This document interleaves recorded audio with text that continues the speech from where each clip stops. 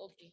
So, students, welcome back and hello to everyone, and welcome back to state level lecture of science 2. And I am Shilpa Chhatraban from Vikrodi Park side. And today we are going to revise the lesson life processes in living organisms part 2. We have learned this lesson before Diwali vacation, and now we are going to revise this lesson once again.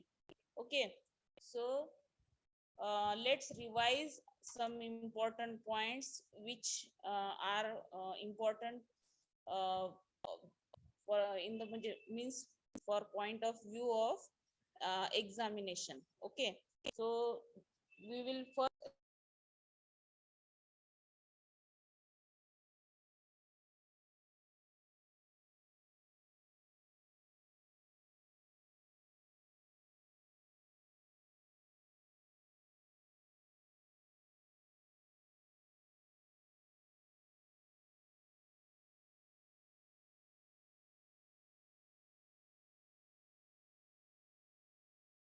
organism has to reproduce its uh,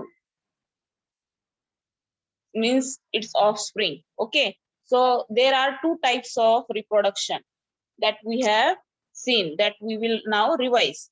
So how does this reproduction takes place? There are two types of organisms and two types of reproduction.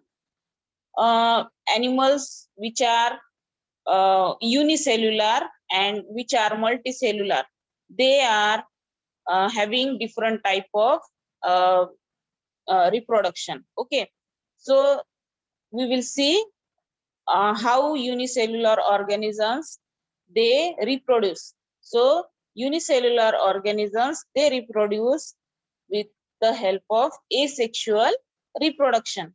Means they don't need uh, male or female gametes which unite with each other and then the offspring is produced. So in this type, only one parent is required, and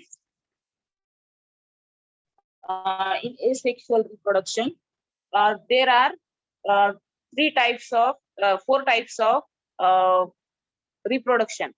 That is, first one is binary fission, second one is simple binary fission, third one is transverse binary fission, and longitudinal binary fission.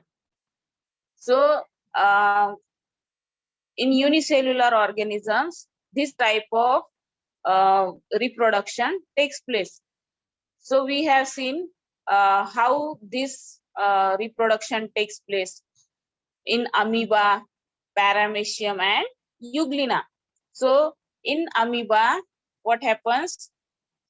Amoeba, there are these are the unicellular organisms. All these three animals means these three organisms they are unicellular. So in amoeba, due to having no specific due to having no specific shape, it divides in any axis. So it is called as simple binary fission. So it doesn't require any axis.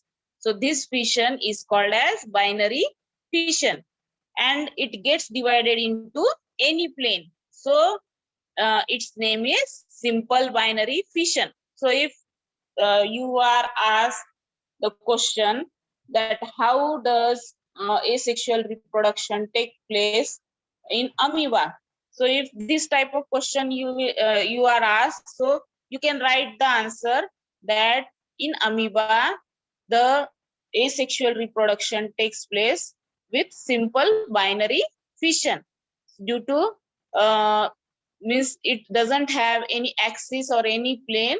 So it divides in any plane and any axis. So this type of fission is called as simple binary fission.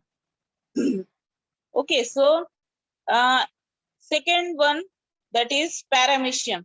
So paramecium, it gets divided transversely, means it gets transversely divided into two parts. So this type of division is called as transverse binary fission. You can see in the figure how it gets divided into two parts. So this type of division or this type of fission, it is called as transverse binary fission. So the name indicates how the division takes place. And now this third type of division, that takes place longitudinally in euglena. So it is called as transverse binary longitudinal binary fission. So here you can see how this euglena, it gets divided into two parts, and its division takes place longitudinally. So this type of fission, it is called as longitudinal binary fission. So these three types we have discussed previously, but today we are again revising this. Okay. So during fission, that is binary fission, it includes these three types: simple, transverse, longitudinal.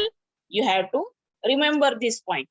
So how does unicellular organisms means divide in three types? If this type of question you are asked, then you can say that they are divided into three types, that is simple, transverse, and longitudinal.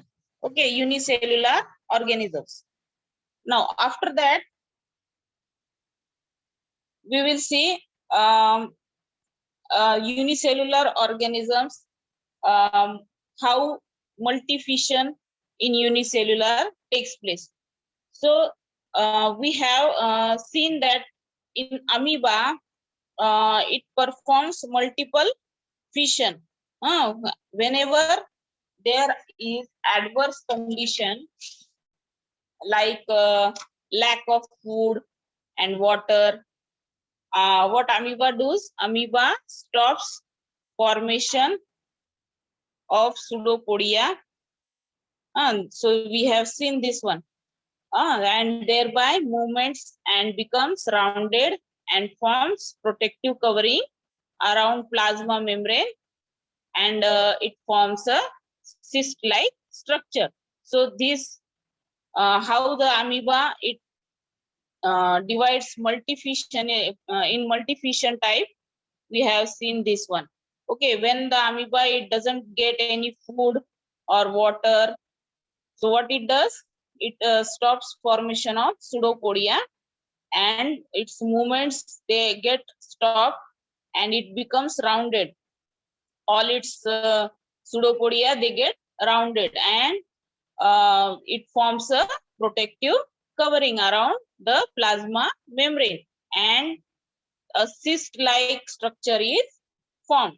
So in this cyst, many nuclei are formed, and by repeated nuclear division, it is followed by cytoplasmic division, and thus many amoebulae are formed in this multiple fission.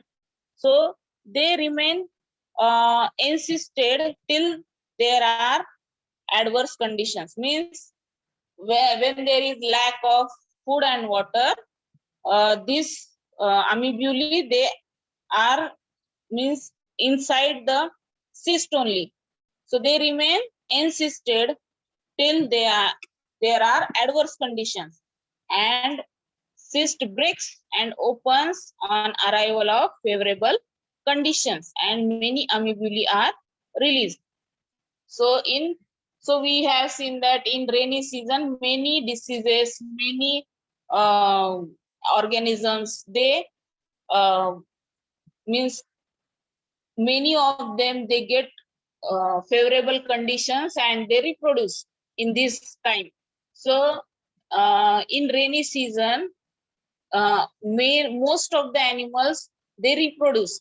So these are the favorable conditions for any organism, micro, unicellular, any organism. So there are so many diseases also in this season. So these unicellular organisms, they also, when there is when the condition is unfavorable, means in summer or winter, what happens, they don't have favorable conditions, so they get insisted in between, and they produce many amoebulae. And after favorable conditions, means like if the rainy season is there, what happens, they means they get favorable conditions, and they get released from the cyst. Okay, so then after we will discuss about bud- budding. Okay, so what is budding? So budding in unicellular organisms, we for that we had formed an experiment or an activity when we were learning this lesson. So what we have done, we took lukewarm water and we added some cyst and sugar, and we observed it under compound microscope. After 1 hour, what happened? A small bulge like structure. So you can see in this figure, a small bulge like structure was seen appearing, and started to grow, and the nucleus starts dividing into two daughter nuclei mitotically, and after sufficient growth, separates and lives independently as daughter cells. So in this figure, you can see how this budding process it takes place. Means the parent cell, what happens there, uh, a small bulge like structure starts appearing in the side, and this bud then separates from the parent, and two daughter nuclei are formed. So this type of uh, asexual reproduction, it is called as budding. So in amoeba, two types of reproduction: simple binary fission and multiple fission. Two types of fission are seen, and in yeast, budding type of means reproduction, asexual reproduction takes place. So next one, that is this, we have discussed this all about unicellular organisms. But how does the asexual reproduction takes place in multicellular organisms, that we are now going to discuss. Okay, so now let's move forward to another type. Okay, so let's see, uh, in multicellular organisms, there are 5 types of reproduction, that is fragmentation, regeneration, budding, vegetative propagation, and spore formation. These 5 types, they are very important in multicellular organisms. Whenever they reproduce asexually. But there are 5 types of asexual reproduction in multicellular organisms. Means they have many cells. Before this, we have seen about unicellular. They have only a single cell. Now these are multicellular organisms, means they have many cells in them. So uh,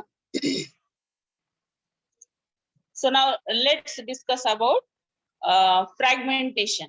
Now fragmentation in this type, what happens? The body of parent organism breaks up into many fragments, and each fragment starts to live as an independent new organism. Okay, so in this fragmentation, what happens? It breaks into each fragment, and each fragment it leaves a independent organism like life. Okay, so this type of reproduction occurs in algae like Spirogyra and sponges like Cycon. Okay, so here you can see how this uh, organism grows when it breaks into new organism. Okay, so the first one, it is parent organism, and it breaks into three, and after that these three, they lead a separate, means they grow separately and they form a new organism. Okay, and in this type of fragmentation, it takes place in Cycon also. In Cycon, what happens? Whenever there is plenty of water and nutrients are available to Spirogyra, its filaments grow up very fast and break up into many small fragments, and each fragment it starts to live independently as a new Spirogyra fiber. And if the body of Cycon it breaks up accidentally into many fragments, each fragment develops into new Cycon. Means if accidentally this Cycon it breaks up, then what happens? It develops into a new Cycon. Each part it develops into means new organism.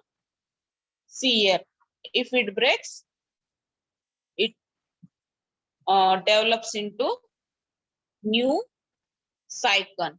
Okay, so in fragmentation, the body of that organism breaks up and each part develops into new and independent organism. So now in this type of fragmentation, we have seen two types, two organisms, that is Spirogyra and Cycon. Now let's move on to the next asexual reproduction, that is regeneration. So what is regeneration? We have discussed about the lizard that is moving on the walls, and you may have seen that how the wall lizard breaks up and discards some part of its tail in emergency. You may have seen how it breaks its tail, and after that it develops the tail again. So the discarded part means the tail is regenerated after a period, means the tail is gained by the lizard once again after losing it. So this is an example of limited regeneration. So in this lizard, what happens if its tail it is break due to some accident, or if in emergency, if someone has catched its tail, it means discards this part from the body and it leaves that place, and means it saves its life. So this lizard it has the capacity to regenerate the tail again, so it discards its tail in emergency. Okay, so again, um, an animal planaria under certain situations breaks up its body into two parts, and that each part thereafter regenerates remaining part of the body, thus two new planaria are formed. Means in this type, the planaria breaks up it and it can develop into new organism. So this development is called as regeneration. So two animals we have seen. First one is wall lizard and second one is planaria. So both of them, they reproduce by regeneration. Okay, so so these are the two examples of means regeneration. So in now next fission or next asexual reproduction in multicellular, that is budding. We have also seen budding in unicellular organisms, but in multicellular organisms also asexual reproduction takes place by budding. So how does it takes place? Now in case of hydra, under favorable conditions at specific part of its body, an outgrowth is formed by repeated divisions of regenerative cells of body wall. So this outgrowth which comes out by the side is called as bud. So this bud, when it comes from the means animals means this outgrowth which comes out by the side, it is called as bud. And after that, what happens? This bud grows up progressively and finally forms a small hydra. And dermal layers and digestive cavity of the budding hydra are in connectivity with those of parent hydra, and the parent hydra supplies nutrition, that is food, to the budding hydra. And after development,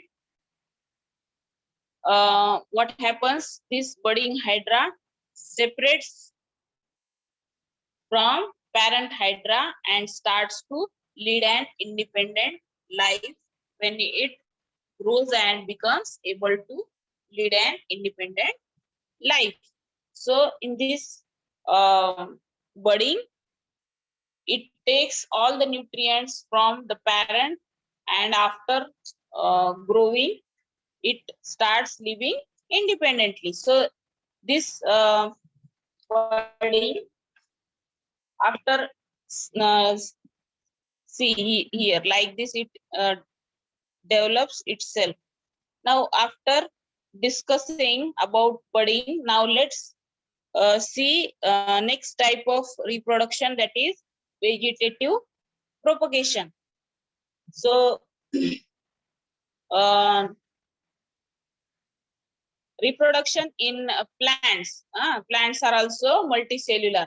It takes place with the help of vegetative parts like root, stem, leaf, and bud, and are called as vegetative reproduction. So in potatoes, vegetative propagation is formed with the help of eyes present on the tuber or stem. These eyes grow into new plant, and with the help of vegetative propagation takes place in the new plant and it develops. Okay, now in case of bryophyllum, the leaf margin performs reproduction with the help of buds present on leaf margin, and the leaf departs from the plant and new plant develops from the bud.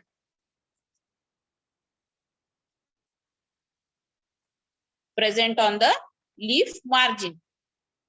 So in case of plants like sugarcane and grass, vegetative reproduction, vegetative propagation occurs with the help of birds,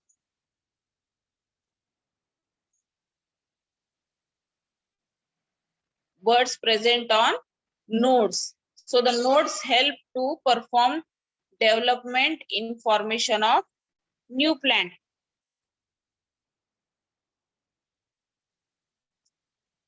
Like the carrot and radish. In carrot and radish also this type of vegetative propagation takes place. So let's move to the last reproduction of asexual in multicellular, that is spore formation. For that, let's see an activity that we have seen.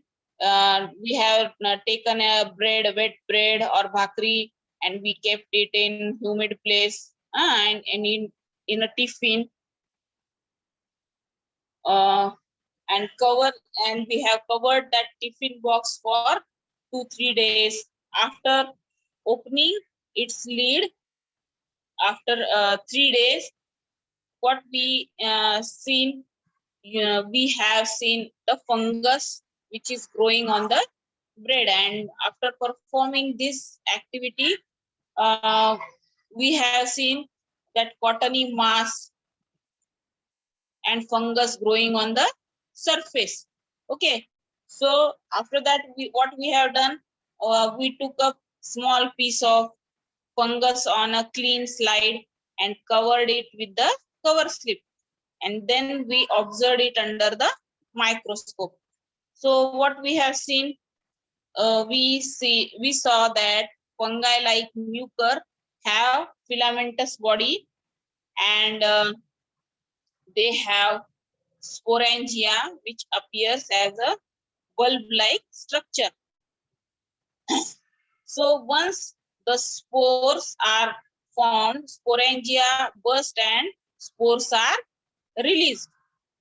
And these spores germinate in moist and warm place, and new fungal colony is formed.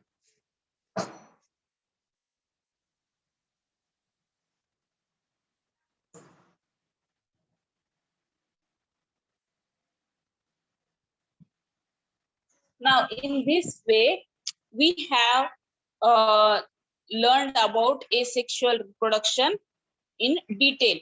And now let's move to the another topic, that is sexual reproduction. So up till now, we have seen about asexual reproduction in unicellular and multicellular organisms. So now we will see how the sexual reproduction takes place. So sexual reproduction always occurs with the help of two germ cells. Now these two germ cells are male and female gamete. So there are two main processes which occur in sexual reproduction, that is gamete formation and fertilization. In gamete formation, gametes are formed by the meiosis. In meiosis, what happens? Chromosome number is reduced to half. We have seen in life processes part 1 how mitosis and meiosis, this process takes place.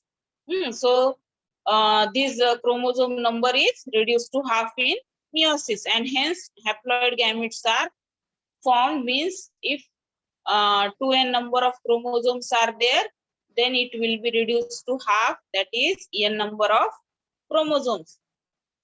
And in fertilization, these half chromosomes unite together, means half of n number of chromosomes, one form male and one form female gamete. That is, as they are half in number, they are called as haploid gametes.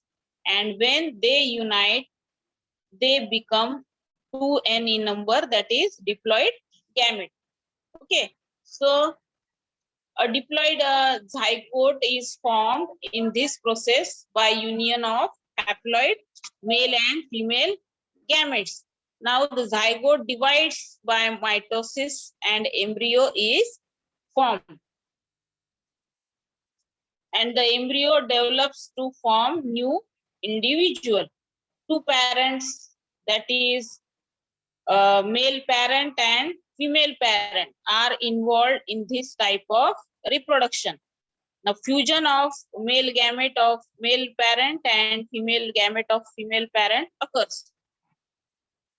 So due to this, new individual always has the recombined genes of both the parents. So the new individual shows similarities with parents for some characters and has some characters different than both parents.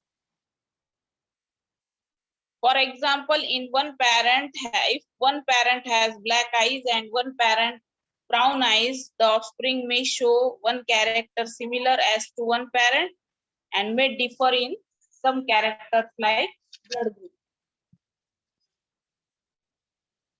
So genetic variation helps the organism to adjust with the changing environment. Now this type of sexual reproduction we are going to discuss in detail, but for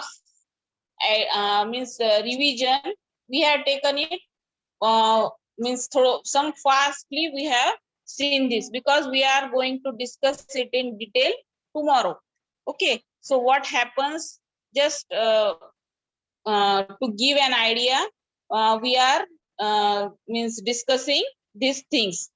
So we have discussed this previously when we were learning this lesson before Diwali vacation. Okay, so genetic variation, what happens, it helps the organism to adjust with the changing environment. So this genetic variation, it helps the organism to adjust with the environment and thereby to maintain their existence.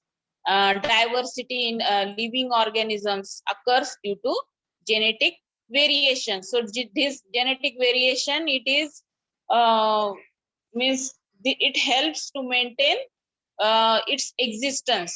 So the organism, it maintains its existence by genetic variation.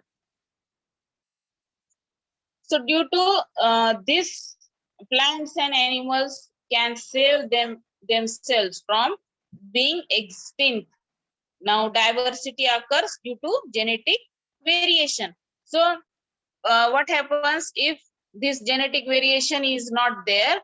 What happens that plant or animal may become extinct. So to not become extinct, it must develop some it must develop itself for adverse conditions, or it must adjust with the environment. So this genetic variation, it helps in that organism to exist in the given environment. So what would have happened if the male and female gametes had been diploid? If you may in your mind you may have arise this question that why the haploid gametes are involved in sexual reproduction. So why they are not in diploid numbers? So if the male and female gametes have been diploid, then the zygote formed after fertilization would had been tetraploid. Means if the half number was not there of the male and female gametes, so the organism may be tetraploid, means 2n into 2n. What will happen? 4n. 4n number of chromosomes would be there in that means new formed organism. So it may not be of like male and female, it may be of different type. So for that purpose only, the chromosome number, it gets reduced to half, and half number of chromosomes, that is n number of chromosomes, they multiply n into n to n. So in this type, means how the parents are there, their offsprings also are like that only. Otherwise they may be of different type. So what would have happened if any of the cells in nature had not been divided by meiosis? If meiosis was not there, what will have happened? If any of the cells in nature had not been divided by meiosis, then sexual reproduction would had not taken, as the process of meiosis is very essential for gamete formation. So this process meiosis is very important for gamete formation, and for sexual reproduction meiosis process is very important. So up till now, whatever we have discussed, just we will recall all the points. We saw asexual reproduction in unicellular, and that we studied about 3 types: binary fission, multiple fission, and budding. And in binary fission, there were 3 types, that is simple binary fission, transverse binary fission, and longitudinal binary fission. Now in asexual reproduction in multicellular, we have studied 5 types, that is fragmentation, regeneration, budding, vegetative propagation, and spore formation. Up till now we have discussed all these points. And in sexual reproduction, we have learned gamete formation of male and female gametes, and how fertilization, genetic variation in species, and diversity in species takes place.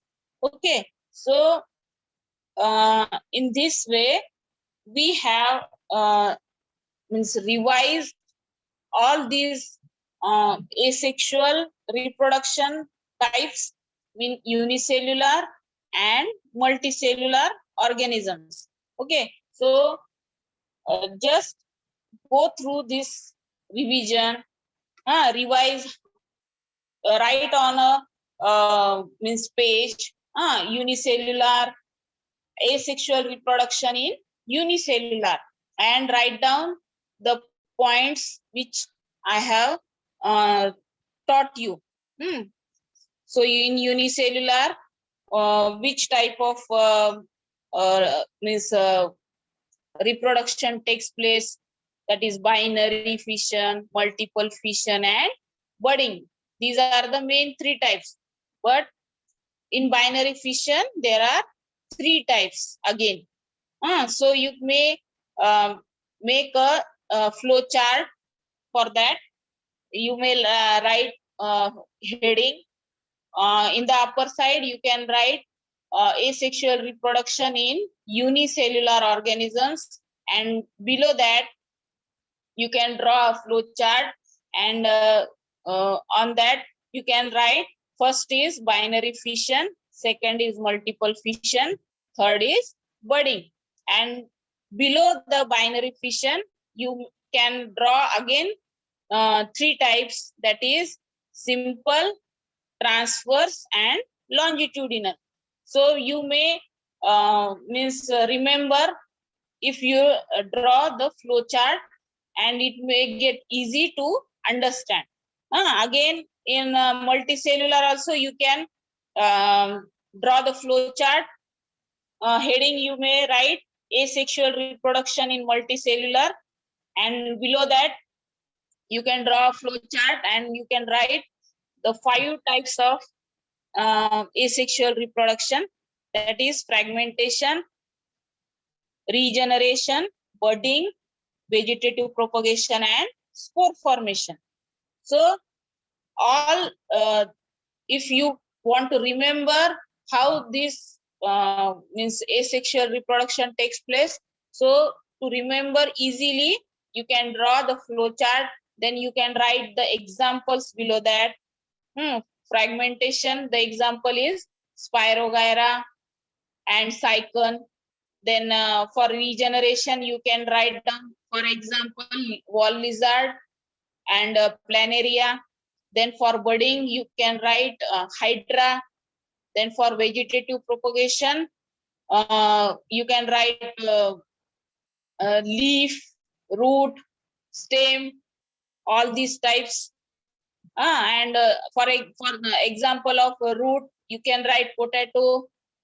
For leaf, you may write bryophyllum. For stem, you can write sugarcane. And again,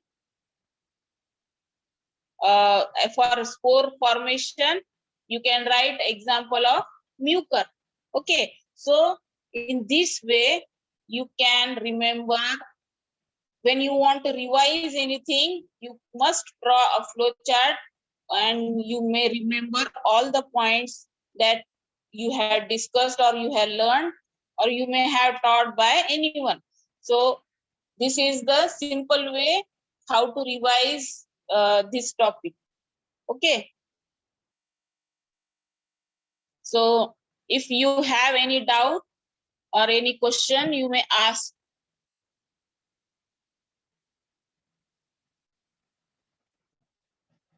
Hello? Hello? Hello? Ma'am?